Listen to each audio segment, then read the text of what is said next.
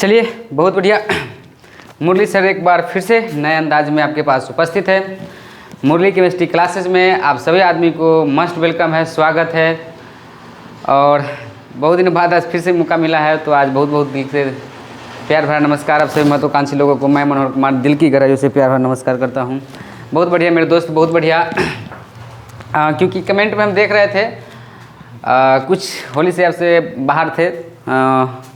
मेरा मेन मकसद नहीं था, आपसे बहुत कनेक्ट हो गए थे, डिस्कनेक्ट। मेरा वीडियो कभी बहुत सारे दिनों से नहीं बन रहा था, तो आज आपके पास उपस्थित है। उपस्थित ग्रुप में ये देखा जाए मेरे दोस्त, तो बहुत सारे शेयर बात है। कमेंट में देखे हैं कि कमेंट में सारे बच्चे बोल रहे थे कि सर मेरा कुछ बेसिक है, जो एलिमेंट नहीं याद होता है, सिंबल नहीं याद होता है, और सिंबल के साथ साथ रिलेटिव चार्ज, मास डिफाइन कैसे करते हैं, हमको बहुत सारे प्रॉब्लम क्रिएट होता रहता है। तो हम कहे भाई घबराने की कोई ज़रूरत नहीं है, हम आपको एक एक चीज़ बेहतरीन तरीक़ा से बताने के प्रयास करेंगे, ये बात है। तो आज हम एलिमेंट जो होता है नॉर्मली यूज होता है। बहुत सारे बोले सर कंपाउंड कैसे बनाया जाता है, सर रिएक्शन कैसे होता है, नॉर्मल रिएक्शन क्या होता है, एक्साइटेड रिएक्शन क्या होता है।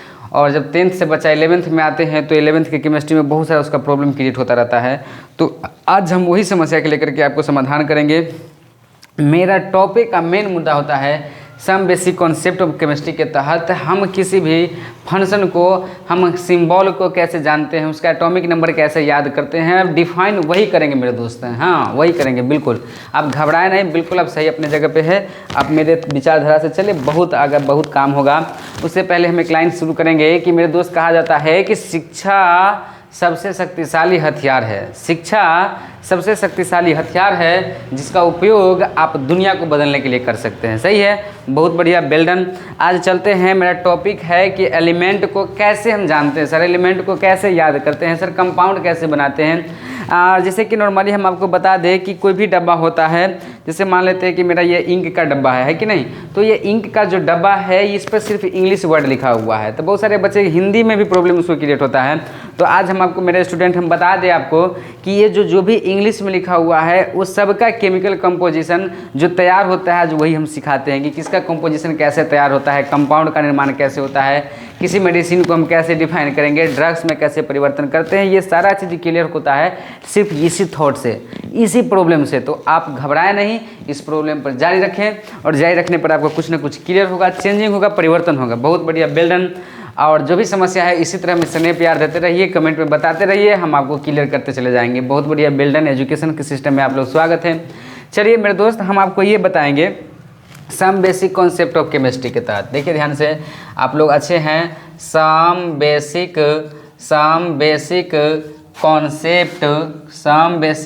कॉन्सेप्ट ऑफ केमिस्ट्री, सही है। यानी इसका मतलब ये हो गया कि मेरे भाई बुआ हो, कहा जाता है रसायन शास्त्र की कुछ मूलभूत अवधारणाएं, मतलब रसायन शास्त्र की कुछ मूलभूत अवधारणाएं में आपको क्या क्या आ जाता है हम वो जानते हैं। तो सबसे पहले हम आपको बता दें, बेसिकली चीज़ याद करने के तौर तरीका से एक साइड आप क्या करेंगे, घर के सामान के हिसाब से आप एक 10th में, ये 9th में भी पढ़ाया जाता है, 10th में भी पढ़ाया जाता है, और 11th में भी पढ़ाया जाता है, 12th में भी पढ़ाया जाता है। ये सभी के लिए बेसिक है। तो सभी स्टूडेंट जिस प्रकार के, कभी तो कंपटीशन में भी इसका साथ देना चाहिए, और कंपटीशन में भी स्टूडेंट साथ में रखते हैं इस चीज़ को, सही है।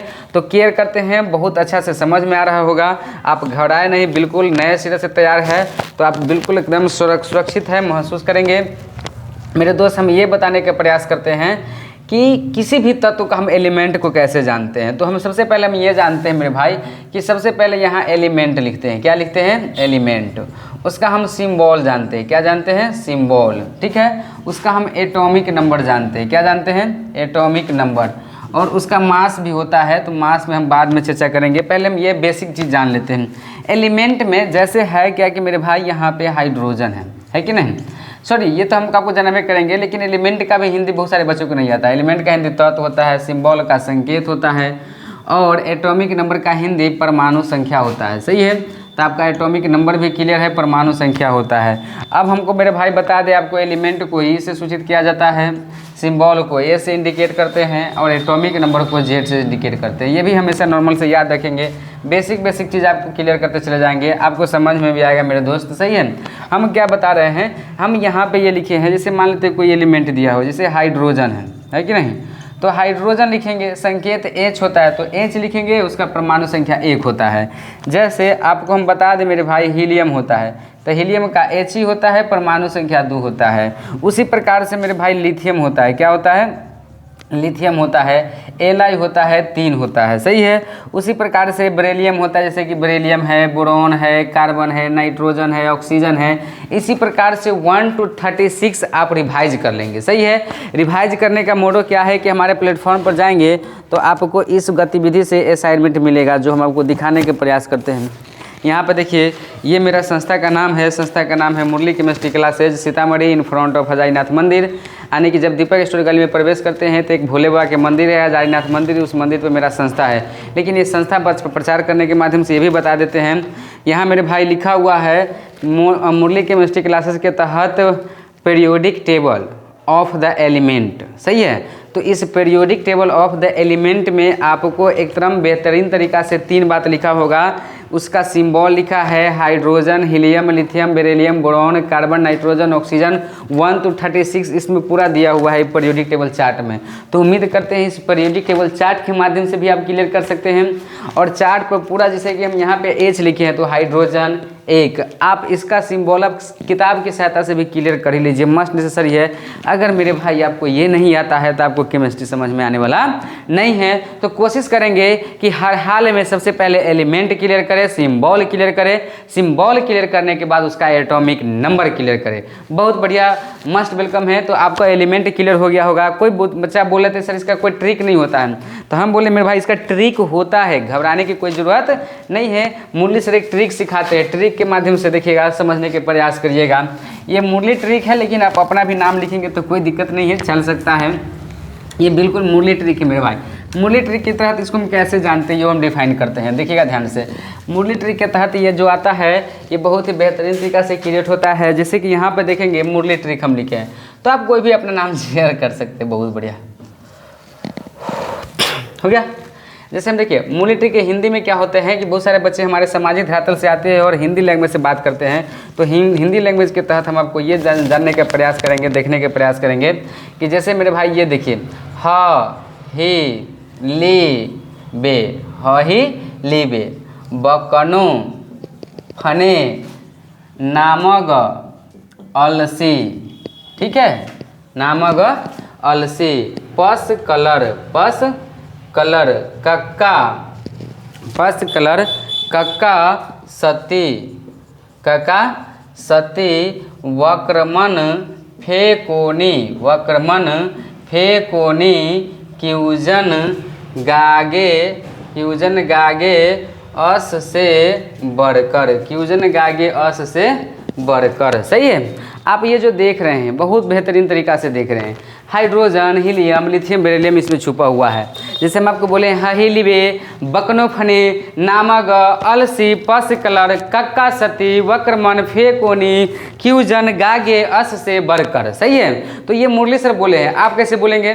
तो आप ऐसे भी बोल सकते हैं hydrogen, helium, lithium, beryllium, boron, carbon, nitrogen, oxygen, fluorine, neon, sodium, magnesium, aluminium, silicon, phosphorus, sulphur, chlorine, argon, potassium, calcium, scandium, titanium, vanadium, chromium, manganese, iron, cobalt, nickel, copper, zinc, सही है। उसके बाद गैलियम, जर्मेनियम, आर्सेनिक, उसके बाद होता है selenium, bromine, krypton. हम ये जो बोले हैं 36 तक। जी हाँ कहिएगा मुरली सर आपको तो याद है तो आप बोल दिए, हम कैसे लिखेंगे? तो आप ही को सिखाने के लिए आज हम ये ट्रिक अपनाए हैं, सही है। आप तो ध्यान तो दीजिए मेरे भाई, इस ट्रिक पर आपको पूरा के पूरा क्लियर होगा। ध्यान से देखते हैं चलेंगे तो बहुत अच्छा होगा। यहाँ पे देखिए इस ट्रिक का मतलब क्या होता है। आप ये ना कहेगा कि पंडित जी का मंत्र पढ़ रहे हैं, हहीली बे बकनो फने नामग अलसी पस कलर कक्का सती वक्रमन फेकोनी क्यूजन गागे अस से बढ़कर, सही है। आप सही सुन पा रहे हैं। यहाँ पे देखिए हम क्या बोले, ह ही तो ह ही, ली बे बकनु, बकनु तो बकनु, फने फने, नामग नामग, सही है। अलसी तो अलसी, ठीक है। पस कलर तो वहाँ पे वो हम ऐसे लिखेंगे पस कलर, मतलब फास्फोरस, सल्फर, क्लोरीन, आर्गन, सही है।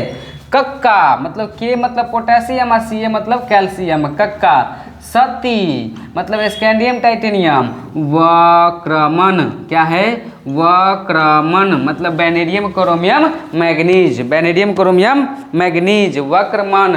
फिर क्या है मेरे भाई, फेकोनी, क्या है, फेकोनी मतलब क्या है, आयरन कोबाल्ट निकेल। उसके बाद है क्यूजन मतलब कि क्यूजन कॉपर और जिंक।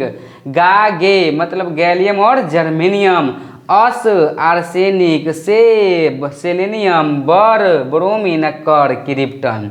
यहाँ पे एक बार फिर से देखिएगा, आपसे 1 से 36 तक आपको याद करना पड़ेगा, सही है। तो ऐसे भी याद कर सकते हैं, hydrogen, helium, lithium, beryllium, boron, carbon, nitrogen, oxygen, सही है। Fluorine, neon, sodium, magnesium, aluminium, silicon, phosphorus, इस तरह से आप याद कर सकते हैं। आप ऐसे भी याद करेंगे, हीलिबेबकनु, फने नामक अलसी, पस कलर, कक्का, सती, वक्रमण, फेकोनी, क्यूजन, गागे, अस से बढ़कर। आप ऐसे भी लिख सकते हैं, इसी हिंदी को इस इंग्लिश के तहत मॉडिफाई किए। तो आप ऐसे भी परमाणु संख्या, एलिमेंट, सिंबल आप याद करेंगे, सही है। अब आपको मन में सवाल चलता होगा, सर हम उसका केमिकल कंपोजिशन कैसे निकालते हैं, सही है। तो केमिकल कंपोजिशन के तहत हम ये बताने के प्रयास करेंगे मेरे भाई, ये तो आपको क्लियर हो ही गया है। अब हम आपको बताएंगे कि कोई कंपाउंड को कैसे बनाते हैं, सही है। तो कंपाउंड बनाने के लिए एक नॉर्मल रिएक्शन होता है, एक एक्साइटेड हाईएस्ट रिएक्शन होता है, उसमें भी आपको क्लियर हो जाएगा मेरे भाई, घबराने की जरूरत है नहीं।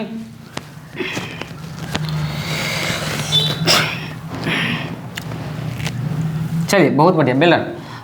देखो मेरे भाई, हम क्या बताने के प्रयास कर रहे हैं, हम यही बताने का आपको प्रयास कर रहे हैं, घबराने की क्या ज़रूरत है जब मूल्य सर आपके साथ है ना। हम ये बताए हैं मेरे भाई, जैसे एक होता है नॉर्मल रिएक्शन, क्या होता है, नॉर्मल रिएक्शन, सही है। एक होता है बुआ हो एक्साइटेड रिएक्शन, क्या होता है, एक्साइटेड रिएक्शन, सही है, एक्साइटेड रिएक्शन।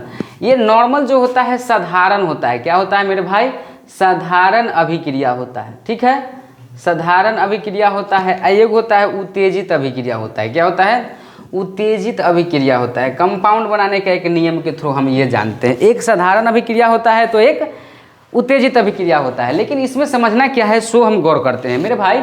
हम यहाँ पर नॉर्मल रिएक्शन लिखे हैं, साधारण नहीं। तो साधारण अभिक्रिया में क्या होता है, जैसे आप 10th क्लास में पढ़े हैं, C+O2 ये दोनों मिलेगा तो क्या बना देगा, CO2, सही है। तो कहेगा हाँ सर एकदम जानते हैं। अब देखिए हम आपको ये भी बताएंगे कि बुआ हो H+O2 ये दोनों मिलेगा तो क्या बना देगा, तो आप कहेगा सर SO2, बिल्कुल सही बोल रहे हैं। कोई पूछेगा सर H+OH है तो ये दोनों मिलेगा तो क्या बना देगा, H2O, हम कहें बिल्कुल ये भी सही है, ये कार्बन डाइऑक्साइड, ये सल्फर डाइऑक्साइड, ये वाटर हो गया। तो ये नॉर्मल है, जैसा रिएक्टेंट है वैसा ही प्रोडक्ट है, कोई चेंजिंग नहीं है, तो इसको हम नॉर्मल रिएक्शन बोलते हैं। जैसा प्रतिकारक है वैसा ही प्रतिफल है। अभिक्रिया से पहले को रिएक्टेंट बोलते हैं, अभिक्रिया के बाद को प्रोडक्ट बोलते हैं। यानी कि इससे पहले जो प्रतिकारक होता है, इससे पहले प्रतिफल, बाद में प्रतिफल होता है। अब एक्साइटेड रिएक्शन में क्या बोलेगा, जैसे यहाँ पे C+O2 है तो क्या दिया, CO2। उसी प्रकार से मेरे भाई यहाँ पे H+O2 है तो SO2। अब यहाँ पे मेरे भाई P+O2 है, मतलब C की जगह पर P है, O2 की जगह पर O2 है। तो आपके हिसाब से क्या होना चाहिए, आप केवल डायरेक्टिव में कहेगा सर PO2 होगा, हम कहेंगे बाबू ये रॉन्ग हो गया। तो कहेगा ओ सर जी आप केना बतियाते हैं, अब ये तो आप बताए हैं C+O2 CO2 होता है, अभी यहाँ केना कहते हैं अब रॉन्ग होता है, हमको तो समझ में नहीं आ रहा है। हम कहे बाबू थोड़ा सब्र करो, तो सही बोल रहे हैं मेरे भाई, थोड़ा सब्र तो कर लो। सब्र करने का मतलब ये है कि सर ये PO2 नहीं होगा तो क्या होगा, हम कहें बिल्कुल ये क्या होता है ये समझिए बुआ हो, ये ऑक्सीजन का जो वैलेंस इलेक्ट्रॉन होता है वो 2 होता है, ठीक, और फास्फोरस का जो वैलेंस इलेक्ट्रॉन होता है वो 5 होता है, राइट। तो ये फास्फोरस होता है, तो मैथ वाला सर बताए थे 10th क्लास में कि तिरछा तिरछी गुना हो जाता है, तिरछा तिरछी गुना, तो P हो जाएगा यहाँ 2, क्या हो जाएगा, P2 हो जाएगा, O हो जाएगा 5। आपका ये हो गया आपका सही, समझ गए। तो यहाँ एक्साइटेड अभिक्रिया में हो गया, यहाँ वैलेंस सेल किया, वैलेंस क्या, वैलेंस इलेक्ट्रॉन का सेल लेन देन हुआ है, सही है। लेकिन हुआ तो है इलेक्ट्रॉन का, लेकिन उसकी चर्चा हम आगे की वीडियो में है। लेकिन उससे पहले एग्जाम्पल और देते हैं ताकि आपको क्लियर हो जाए। जैसे AS है अब +O2 है, सही है, तो ये क्या देगा, तब अभी बताया ऑक्सीजन का वैलेंसी कितना होता है 2, आर्सेनिक कितना होता है तो 3, तो AS2O3 हो जाएगा। क्या हो जाएगा, तिरछा तिरछी गुना करो तो AS2O3, तो ये भी आपका सही हो गया। तो आज हम ये बताए हैं कि ये वैलेंस इलेक्ट्रॉन जिसको 2 नहीं समझ में आता है, जिसको 5 कैसे हुआ वो नहीं समझ में आता है, तो मेरा बी ब्लॉक का वीडियो रखा हुआ है, यूट्यूब चैनल को जाइए, मुरली केमिस्ट्री क्लासेस को आप सर्च करें, उसको सब्सक्राइब करें, शेयर करें, सपोर्ट करें, क्योंकि हर चीज़ सपोर्ट के माध्यम से मेरे दोस्त चलता है। और सभी आदमी का मैं मनोहर कुमार दिल की गहराइयों से आप सभी महत्वाकांक्षी लोगों को प्यार भरा नमस्कार करते हैं। और आप ऐसे ही शेयर करें, सपोर्ट करें, जो भी प्रॉब्लम होता है क्लियर करें। लेकिन हम आपको आज एलिमेंट के सिंबल, एटॉमिक नंबर, उसका पूरा नेम वो बताए हैं, उसके बाद नॉर्मल रिएक्शन और एक्साइटेड रिएक्शन में बताए हैं। वैलेंस इलेक्ट्रॉन कैसे निकाला जाता है, मेरा पी ब्लॉक का चैप्टर देखिए, जा करके सर्च कीजिएगा, क्लास 11th के टॉपिक पी ब्लॉक, आपको आसानी से पूरा फुल वीडियो के साथ डिफाइन है। चलते हैं, मिलते हैं, तब तक के लिए बहुत बढ़िया, वेल डन, गुड बाय।